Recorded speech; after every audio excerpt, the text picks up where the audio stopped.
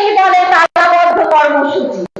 না, তালাবদ্ধ কর্মসূচি আমরা আগে কেন দিব? রাজপথেই যদি সকল সমাধান হয়, তাহলে আমরা কেন আমাদের কোমলমতি শিক্ষার্থীদের পাঠদান বিঘ্নিত করব?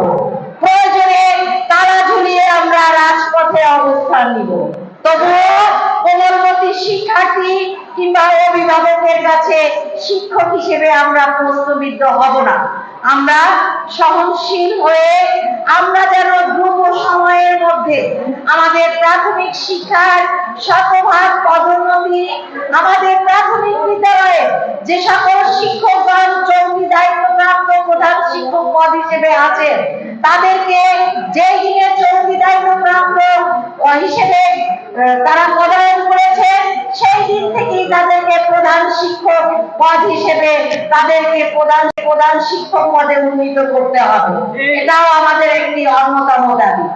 এবং শতভাগ পদোন্নতি এবং সহকারী শিক্ষকদের জন্য এই মুহূর্তে কোন দাবিটি কার্যকর বলে এবং সম্মানের বলে কর্তৃপক্ষ মনে করেন, সেটি আমরা বোধগম্য হতে চাই, তবে অবশ্যই 12তম গ্রেড না।